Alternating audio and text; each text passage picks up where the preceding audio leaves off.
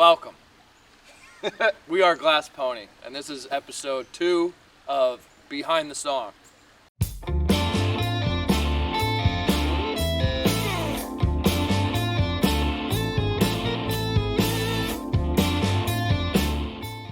So this song is called Grover's Mill 1938. It's the first song off our first album.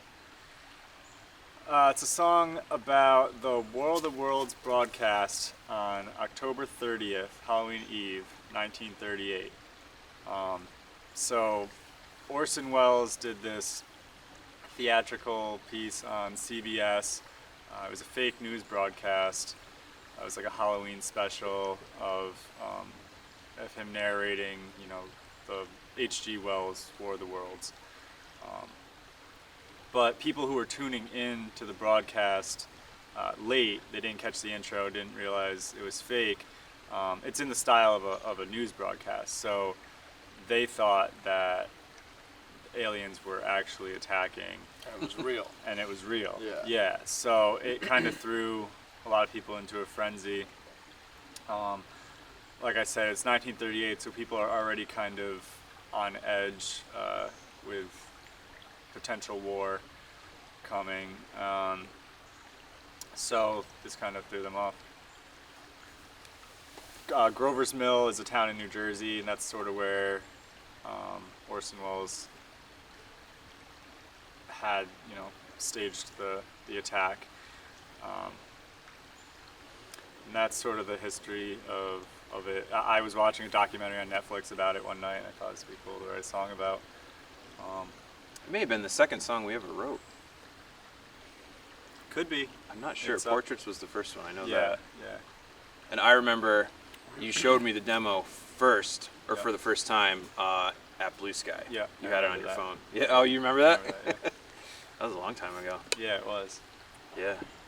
I don't know that it had... Did it have the outro at that point? It did, and I didn't quite understand exactly what you were going for yet, because it was definitely there. The switch to the 12/8 stuff was in there.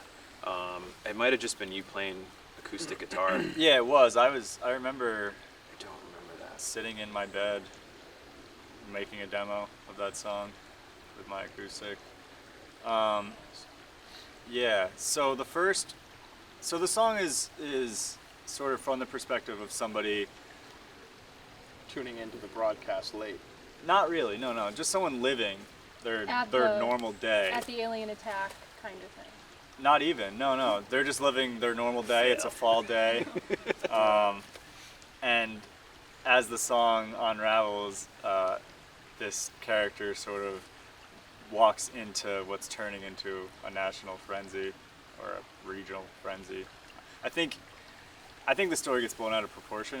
I don't think it causes much of an uprise That's probably the case, as people like to say. But it was still, It's a great it concept. it is a great concept. But it definitely did cause some anxiety. There were people who were freaking out about it.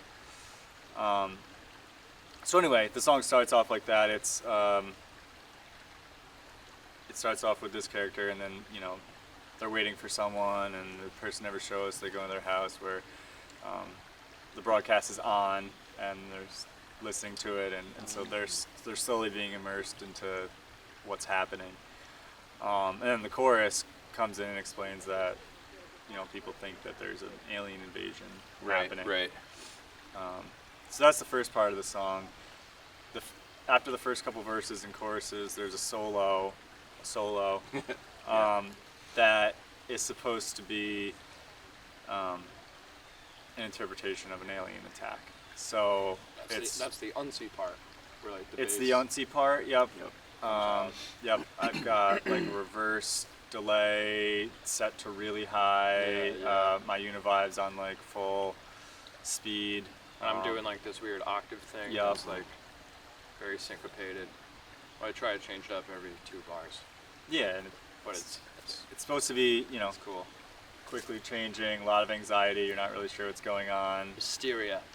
Exactly. It's one of my favorite parts of our catalog, I think. Yeah, I like that part a lot, and I like how we extended it too. Like it's longer than we originally had it. Yeah, it should be. That. And so that part kind of devolves into we change the time signature. We go to 12/8, and that sort of takes you away from this anxiety. It sort of gives the character like a bird's eye view of what actually just happened. Like after the wave crashes. Yeah. So we get into the 12/8 part. It's a very low key now, and you're sort of like, we thought that this was real.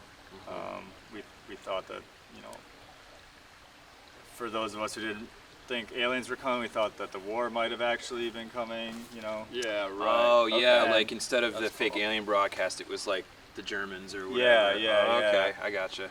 And so that, and so then it's sort of a building Pink Floyd solo that very loosely based on Slave to the Traffic Light, just the way it builds. Has nothing to do with that song, but just that concept. Conceptually. Yeah. Right. That's sort of it. It builds to a peak. Yeah.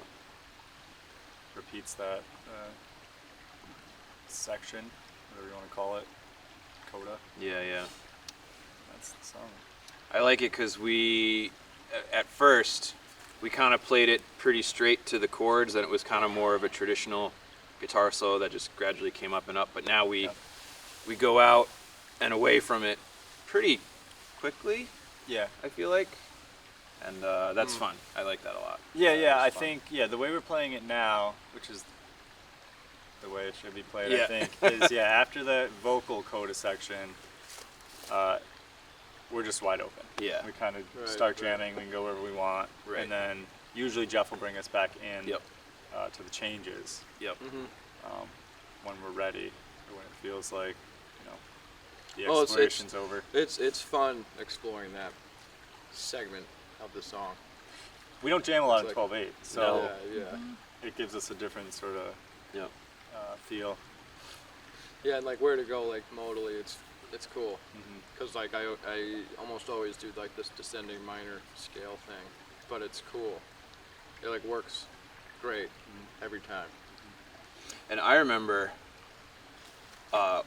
one of the early, like really good ones, we were playing the first Greg Bell Christmas party show at the Hollow. And you, Shanda, had suggested we open the show with it. And I remember, Eddie, you weren't really so hot on that idea at first. And it was way back. And I was surprised that, Shanda, you wanted to open the show with it, and we did. And I have a very clear memory of finishing the song and the audience just erupting. And we were like, yeah, okay, cool. That was a good idea. I kind of remember that, actually, Yeah. We were still working, I think, on Grover's when Jeff joined the band, maybe. No, we we played it with Nick. We played it with Nick. Fleshed out. We had it fleshed out. Yeah. I do remember that was one of the first things we worked on with you. Yeah. Yep.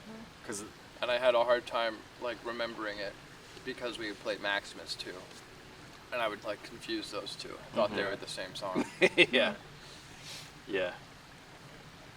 And I'd have to like sing it first, like Maximus and Grover's. How does this one start again? And I just, cause like they both kind of fiddle around D a lot, and like A and E, like that little box. So I just, when I was learning bass, it just got me. But and they're minor key stuff too, so. Yeah, and they're really long songs. Yeah. Yeah, actually, Grover's wasn't really intended to be a long song. I kind of did that because I was like, Greg will like it better if I just put a long solo at the end. Yeah. Honestly. You're not wrong about that. Yeah, like. I didn't know that. That's fine. Yeah, it works. That's cool. Yeah, it's funny. Something for everybody. Yeah. It's great. We got to take the middle part out sometime. I keep thinking about that. Yeah, we should. It'd be fun. The song is a little, I guess I almost want to say frustrating for me in a way, because I feel like our rehearsal versions are... Yeah, we've had some of our best. The best playing we've ever done. Yeah. Like, and then live, it's, I don't know if it's the anxiety of the crowd and like feeling like we've got to make something happen, or like the mixes are just not quite there, or I don't know. But I feel like I have a harder time letting go live on that one, or having the ideas come to me. I don't know. Because we're in our comfort zone. Yeah. When we're in rehearsal, you know. Yeah. The one at Cahoe's was really good. Yeah. That one was What's sweet. the use vibe? Yeah, Oh, yeah. yeah. That one was actually like one of the few that are. When it happened, I'm like, we nailed it. We fucking nailed it, Yeah. and it was awesome. At Cahoe's? Yeah, wake up, Brownie. Which show was that? The Cahoe We show. played there twice. I don't know, one of them. I think it might have been during Eastbound. Was it that one? No, it was either you guys had that amazing Grover's Mill at Lark Hall. There was one at Lark 52 Hall. night, Yeah. and then I can't fucking remember. Maybe we did. I don't remember. I'm almost You could be certain. right. Yeah, you could be right. No, the one from Cahoe's is very good. Yeah. I remember it because I was like, wow, we nailed it and we're here. This is Yeah. sick. Like, yes, we Cool. did it right. Yeah, Like, yeah, awesome. I do remember people liking the one from Lark Hall too. Yep. Yeah. I remember I that one. personally didn't like that one as much, but I think that was like a personal, like I played. Yeah. It was my playing personally. Yeah. It That wasn't just shows like, how little that matters too. Yeah, though, if people it's are true. loving it anyway. Yeah, yeah. Mhm. Yep. I think my other favorite one is the Monopole from May. Oh, yeah, we the opened show the show opening. with it, Yeah, that right? one's And that really, was really good. good. Yeah, I That think one's that really set good. the tone for the whole show. Yeah, We were listening to each other and moving together right off Yeah. the bat, and it was Yep. that jam. yeah. Because we don't usually open with that song. No. We should. The reason I wanted to put it first on the album was because it kind of goes through so many different feels Yeah. Yeah. that I thought this would be a good introduction to us Yeah. as a band.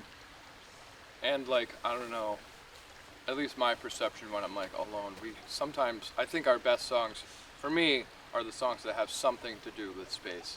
Yeah. I don't know why, but We just love like, space. and I also love playing those songs, but like, I just think there's some of like, it's something that isn't really like explored a lot, and songs aren't really written about it too much. Mm. But like, they're always like some of my favorites, like Too Close to the Sun, Lunar Flare, Stardust. Space Age. No, Grover's Mill, you know. Yeah.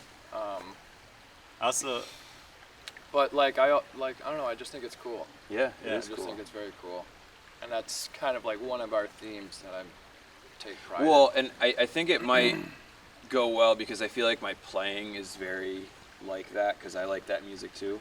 Like one of my favorite bands, a band called Rosetta, and on their first album they say this is what the hell did they say? It's like this is metal for astronauts or something like that. So it's like it's heavy, but it's got all the reverbs and delays and stuff. So it's very washy and big and just yeah. how I play. Yeah, You yeah. know? Yeah. That's cool. I would have never thought or made the connection like that to outer space. Yeah, I mean, I wasn't really. I was just saying like the thematic part of it. Yeah, yeah. Not necessarily like our playing. No, no, I But- know. That's just a cool theme. Yeah.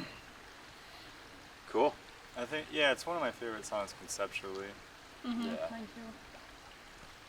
And I really like the studio version too. I think the vocals, like Shanna, you sound great on it. Yeah. And Matt's Clav sounds great on it too. Yep.